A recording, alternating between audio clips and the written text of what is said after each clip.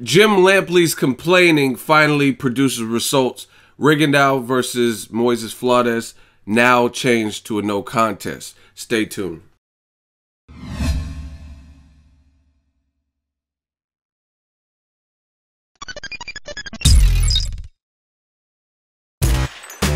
Boxingego here. If you like this video, make sure you hit the like button and also subscribe to the channel and hit the bell icon on the top of your screen to get notified when the latest new content drops.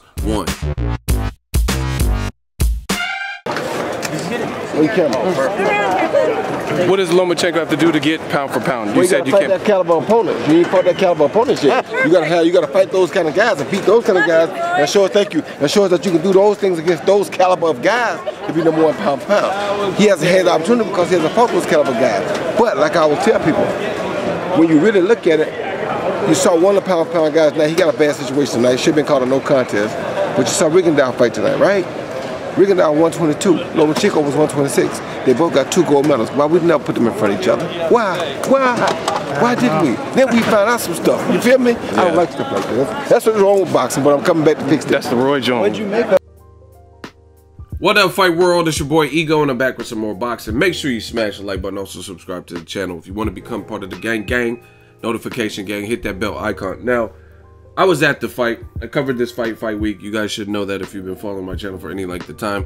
Las Vegas, always a great time. And it was on the Ward Kovalev 2 undercard. Guillermo El Chacal Rigondeaux, his fight with Moises Chucky Flores was just changed to a no contest. Initially ruled by Vic Draculich, or Dracula, whatever his name is. It was ruled a knockout loss for Flores. And they just had a look at it, the Nevada State Athletic Commission, and they deemed it was a punch after the bell. Now, at the end of the day, that's fine. I mean, it's a no contest. That doesn't change the talent level and the skill set of Rigondeaux. We know he's a very skilled southpaw. I told you in a previous video, to me, Rigondeaux, like when he's fighting some of these Moises and Moises Flores and stuff like that, they look like they're in 2 different weight classes. You know what I'm saying? Like, you know how like when kids go to the doctor and they tell you how big they are, what percentile of kids are your kid size, like if you're average or whatnot. It's like Moises Flores looks like way bigger than Rigondeaux, like they're 2 different ages. You know what I mean? Or one of those kids that are extremely big for his age, you know what I mean, per group or whatever. That's just a comparison I was thinking of. So it's impressive that Rigondeaux produces the accuracy and the power to beat guys who visibly look bigger than him, you know what I mean? And you have to understand, guys like Moises Flores, guys like Moises from Japan. Now, not to stereotype, but there's a lot of tough as nails Japanese fighters. It's kind of part of the culture if you fight. If you're a fighter from Japan, I'm not saying you're gonna win every fight, but there's a lot of known warriors. Look at the fight with Arakawa and Omar Figueroa. Figueroa was clearly the bigger puncher. Arakawa didn't look like he had much power, but he was just staying in there. You know what I mean? They were busting each other up. It was crazy. You look at Kamagai, has been thrown into multiple fights ever since he fought Robert Guerrero. But Rigondeaux seems to break all these guys down. You look at Moises Flores, he's from the same area of Mexico as Canelo Alvarez. Now, obviously that doesn't give you Canelo's skill set or anything like that, but I'm just saying, these guys are from tough or rough parts of the world, and the same result. I remember I think Rigondeaux fought someone in Thailand, and it was a similar situation where he just like knocked them out. Coquette Gym or something, I don't know who it was, but Rigondeaux was just a phenomenal fighter. And the thing that's, like I said, this doesn't hurt me either way. I was at the fight, but the thing that's kind of appalling and it's very shocking to me is how Jim Lampley of HBO, how hard he fought to get this overturned and ruled as a no contest or disqualify Rigondeaux. Like, you have to look at the telecast, and at the fight I couldn't see it because when you're at the fight you don't know what HBO'S talking about, you know what I mean, because you're in the media seats and you know what I mean, you just have to watch the fight. And I do round by round tweeting, so I don't really know. They don't play it through the intercom or the venue or anything. So I didn't know until after how bad people were sending me tweets and stuff, of course. But I didn't know he was doing all that to try to get it overruled. And see, this is the thing is, like, I'm a person of integrity and virtue. And I told you guys, HBO, I speak my mind. HBO, in terms of their commentary team, Roy Jones does a phenomenal job. What a coincidence. He's a fighter. So he knows his stuff. And I really value what Roy Jones says. But a lot of the other guys have either bad, in my opinion, commentary as of late, or it's inconsistent. Like Max Kellerman, sometimes is really good and sometimes it's very inconsistent to me. Like, you know what I mean? Like, for example, they'll put out this narrative of Mayweather versus Pacquiao, and it was the big money fight. Floyd waited until the greatest time to, like, no, don't blame. You can't. You break down what people are saying. Floyd waited till the perfect time for the money was perfect, and Manny Pacquiao was probably a touch slower. Like, no, because all Pacquiao had to do is take a drug test. That's the original dissonance that made people wait. There was no other issue. Glove size, ring, this and that. Coach Floyd didn't say, oh, you can't have Freddie Roach. It was none of that. It was drug testing, period. You know what I mean? But Lampley and Harold Letterman, man, like, this commentary is just crazy. Letterman, I never even noticed an issue until recently, to be honest. I never known, like, I remember some of his unofficial scorecards in the past and they seemed like regular, but as of lately, it's just like, I don't know if somebody's in his ear and they're just like, man, you only can score for the action style fighters.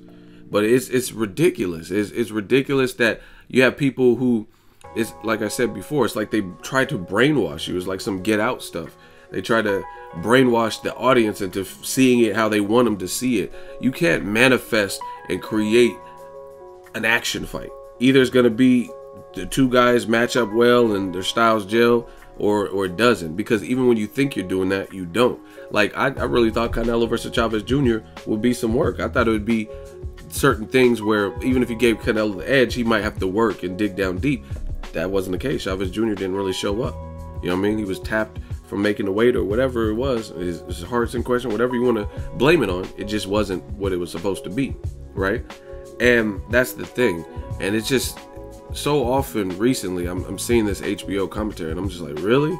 Like I said, with this whole Rigondeaux, the whole purpose of this video, why are you trying? You don't work for the Nevada State Athletic Commission. You're an HBO commentator. Why are you so angry that Rigondeaux, that it was ruled a knockout loss, as if you're managing Moises Flores? Like, I can understand Moises Flores, his team or something, being like, hey, no, that was weak. It was after the bell. But why is Jim Lampley mad? Like I said, I'm a person of character and virtue, and I always, my dad was in the military. One thing that they have an acronym for is WIFM. What's in it for me? You know what I'm saying? And when people, like, when someone's like openly hating on somebody else or whatever the case is, you have to question what's in it for that person. Like, why would they be doing this? Why are they putting this out there? You know what I mean? Why do they want the public to know that? You know what I mean? Like, I give constructive criticism, and I'll tell you, like, what I'm talking about with HBO, I think because it's not right for the sport of boxing. That's my reason. I don't think what HBO is doing, that brainwashing and trying to make it like certain fighters are horrible if they take a step back or they're getting their ass whooped. I don't like that, and I don't think that's fair, and I don't think that's right, and I don't do that to any style. I don't. If someone lacks skill, and then we're talking about them fighting another person, I'll tell you that. But I'm not. If the fight happens and the guy who is the more skilled is getting his ass whooped, I'll tell you that too. I'll be like, man, the slugger is just, he's making them uncomfortable. You know what I mean? And I do that time and time again. You guys can check the track record. But it really concerns me and it questions me, like, why would Lampley, why does he care so much about what the end result is? And again, you got to look at the platform you have. How many times have we seen any fight on HBO where some bullshit happened for one reason or another? You know what I mean? Brandon Rios fought, he was supposed to fight Yuriorkis Gamboa. Gamboa didn't show up. Fight fell apart. He wanted more money, whatever. Boom. Fight canceled. Then they had a stand-in opponent, which was Brandon Rios versus Richard Abril. Go watch the fight. Rios struggled to make weight, and he did not look good. He didn't look good in the fight. I thought he lost the fight. You can say it was boring. You say whatever you want. I thought Abril beat him. You know what I'm saying? So where's this heavy petition for Abril to get justice and stuff like that? You know what I'm saying? This is what I'm talking about. And what I like to call it is fake causes. If you have an issue with something and you want to pledge your allegiance to that issue, then it has to be across the board. You know what I mean? Like, you think the people, what's it called, Mad Mothers Against Drunk Driving, they lost somebody most likely, or they're just really against drunk driving. But a lot of those people that are part of the Mothers Against Drunk Driving is because they've lost sons and daughters or fathers or husbands to a drunk driver. They lost somebody to it. So that's what they want to prevent if they can in the future. Like, hey, just take an Uber, just take a Lyft. It's not worth it. You know what I mean? I went through the pain of losing somebody when they didn't do nothing. They were just coming home and somebody swerved and crashed into them. But guess what? Do you think they're only gonna, if that's your standpoint, you think those people who are part of Mothers Against Drunk Driving, they're only gonna care about when certain people get killed by drunk drivers? No, they're gonna be like anybody drunk driving. They're not gonna be like, oh, if you're 35 and older, or this, or if you're this race, you know what I mean? They're gonna care about the whole cause. And that's what I'm talking about, fake causes. A lot of people in boxing, they have these fake causes where they act like they ride or die for, look, I hate Floyd Mayweather. Like, why do you hate him? Because he's a woman beater. Woman beater, baby! All this, like, okay, so you're against domestic violence. I could respect that, you know what I mean? Even though we don't know all the details with Floyd, but I could respect not putting your hands on a woman and you not being cool with that. Cool. But then when there's another fighter who's engaged in that, like even Jim Lampley has a domestic violence charge where things got rowdy or whatever, and I think the charges may have later been dropped, but he still went through it. Some female still called the cops on him. So that's my point, fake causes. If you really hate alleged woman beaters and this, like, I can't stand Bill Cosby, he's disgusting. You know what I mean? I want to talk to you about the pudding and the roofies and the quaalude. Right? You hate all this stuff. Then hate when everybody does it. Don't just hate when one person does it. You know what I mean? That's something I can't stand. Like me in school, I always got good grades, man. Like I was pretty astute. And school came easy to me for the most part, especially when I applied myself. I could do a paper last minute and still get a good grade. You know what I mean?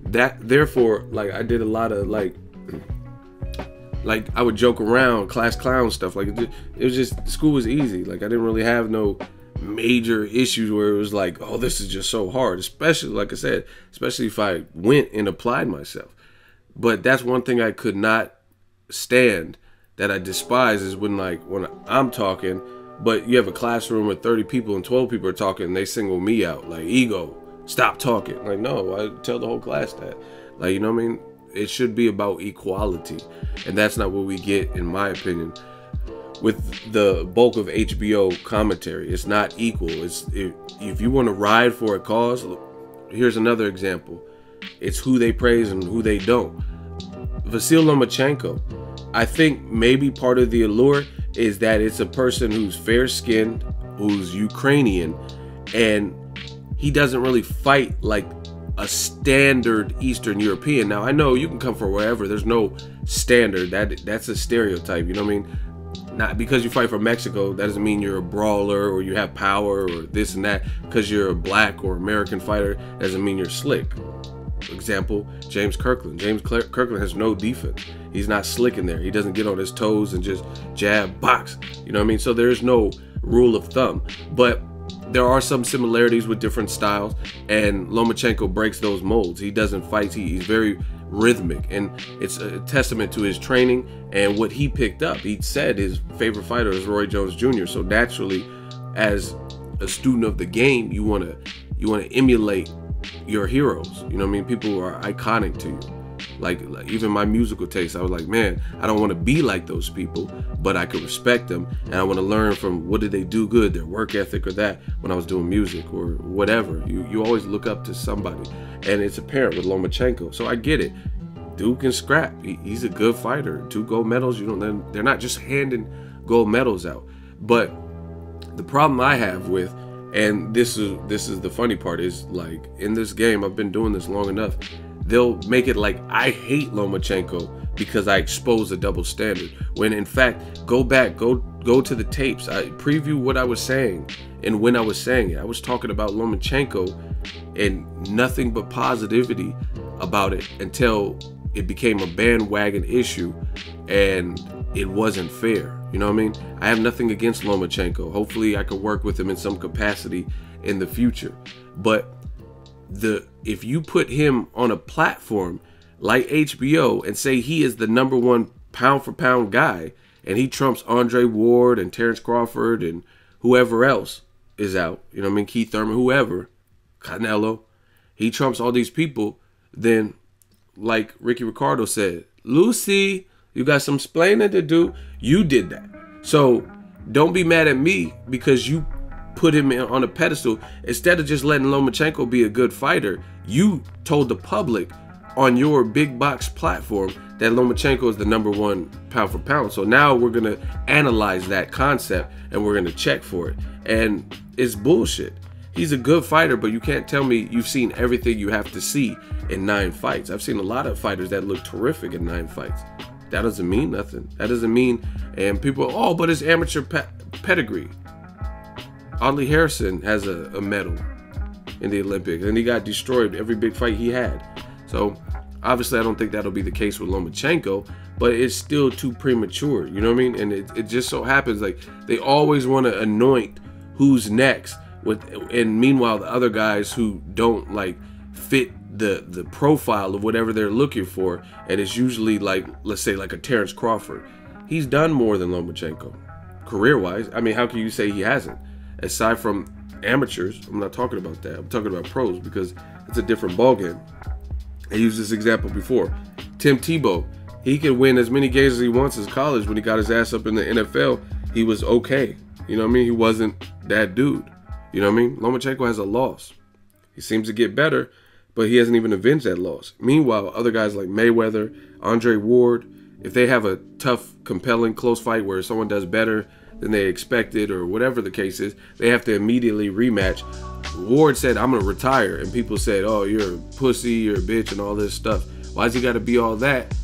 But Lomachenko hasn't fought his rematch with Salido in 4 years or whatever it's been. You know what I'm saying? So don't be mad at me. Be mad at the people who won't let Lomachenko or whoever just be a good fighter and keep proving themselves until they get anointed. I have no doubt that Lomachenko, if he fights the right fights, he will be in the top 5 pound for pound. But to put him there now and ESPN saying these guys are like Chocolatitos, the best fighter in the last 25 years, it's just laughable. And then meanwhile, you got guys like Rigondeaux who can't get no respect, like Rodney Dangerfield, no respect, right? And it's just, it's mind-blowing. Jim Lampley, like I said, people have these fake causes.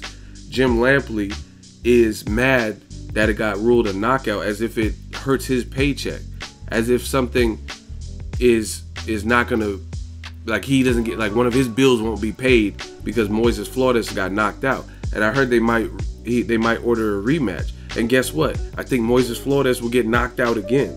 You know what I mean? Rigondeaux is one of the only people in history that I could think of that has 4 knockouts in the last 5 fights or so, and he still gets called boring.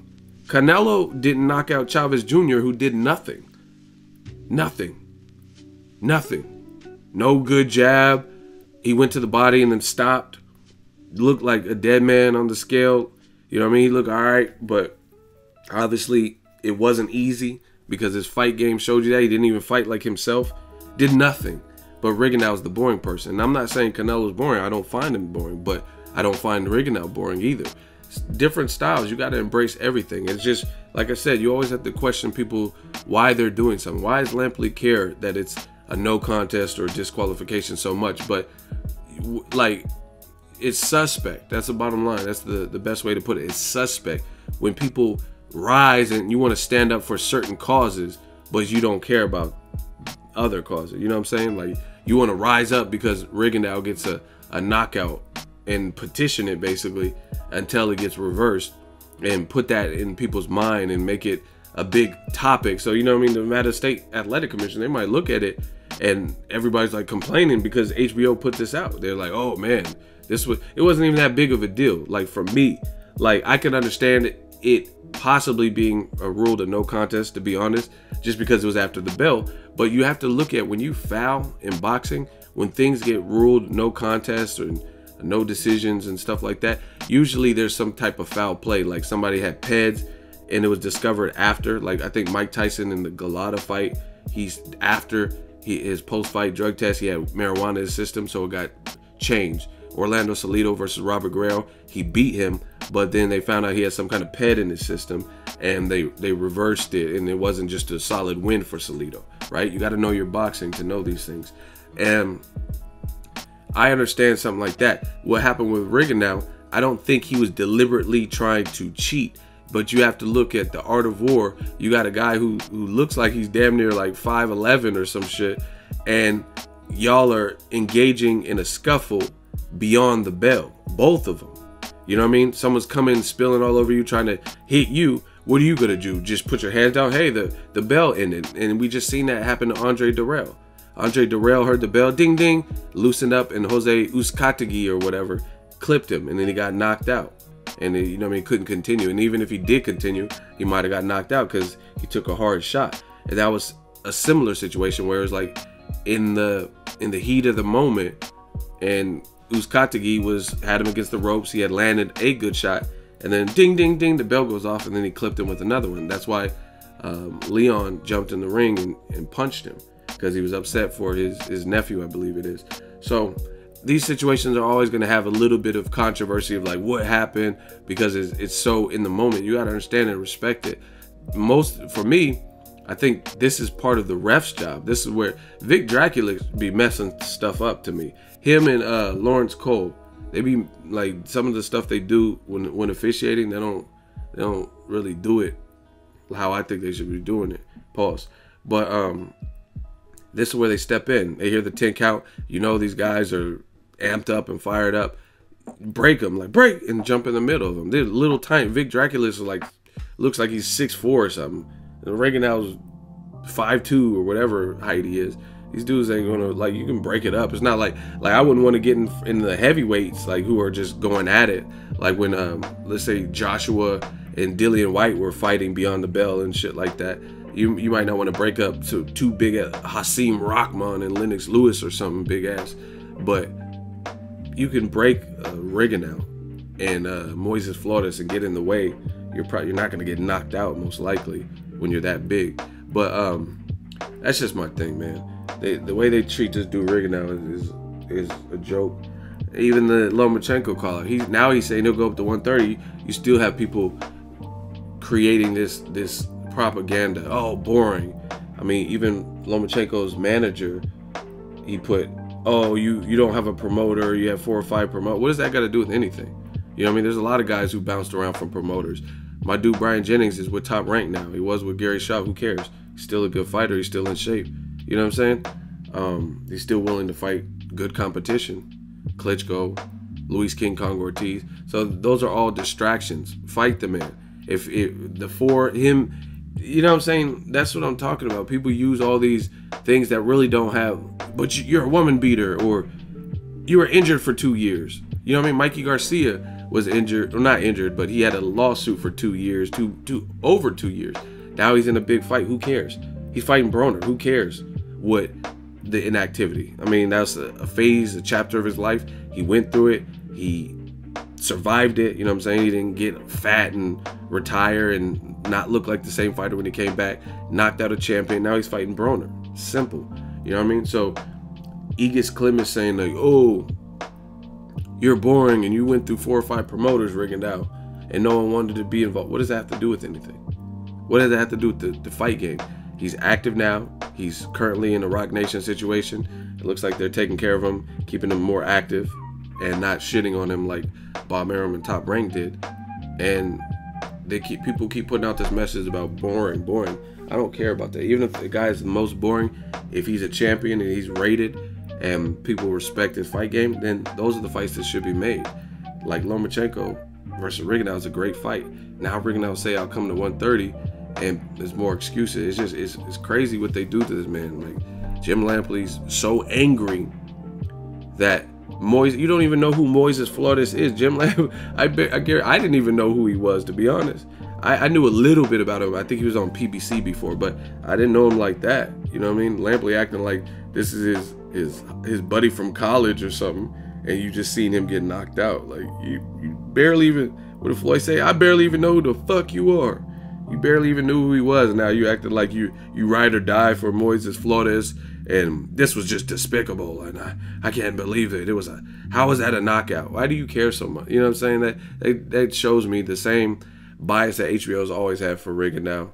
They're just showing it, and I guarantee you, and I can't prove this, of course, but I guarantee you if this was Lomachenko and he was fighting Moises Flores and it ended the same exact way, it wouldn't be like, oh, we got to get that reversed. And the proof to me is because HBO hasn't stood up for other decisions. You know what I mean? Unless it's a cash cow or there's like, if Chocolatito loses to Sor Rungvisai, then they'll stand up for that because they've been pushing him and saying he's the #1. So now you got to save face when he loses. You know what I mean? Oh, that was a robbery, or Pacquiao versus Bradley, because your network has always pushed Pacquiao up until recently, and him losing to Bradley, y'all didn't like that. So of course you're gonna say, oh, this is just the biggest robbery, but they don't stand up when it comes to another fighter. You know what I'm saying? Like let's say I feel like if Gamboa fought Chucky Flores, same exact sequence and everything, they would have did the same thing. Like, you know what I mean? Because they look at certain fighters as expendable.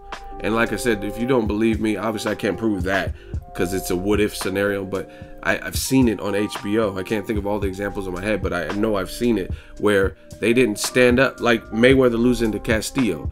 They didn't like that. They're like, what? And they made a big deal about it. But if there's another close as nails fight, then they don't say nothing about it. It's very you guys could probably leave some examples. Ward Kovalev, they make it their business to let you know they don't believe Ward won. It was a close fight. Kovalev didn't look great in the second half. He was still trying and everything. Good jab, but his gas tank looked low, and it looked even lower in the rematch because Ward had a better game plan, more equipped to deal with the light heavyweight, etc. You know what I mean? And again, HBO wants to make it, oh, but Ward Kovalev, us at ringside had you losing. They have to say that when they're interviewing Andre Ward. Or, you know what I mean, whatever the case is. It's crazy. Let me know your thoughts. Rigondeaux'S fight changed to a no contest. Drop it in the comment section. Make sure you share the video, like the video as always. Hate, comment, and subscribe. Till next video is Ego signing off. So if you enjoyed this video and want more content like this on the channel, you can show your appreciation by going to the PayPal donate button or the YouTube support button. And you can donate any amount that you feel is equivalent to the value of this video. Much more to come. Thank you guys for your support. Boxing Ego, the future of boxing.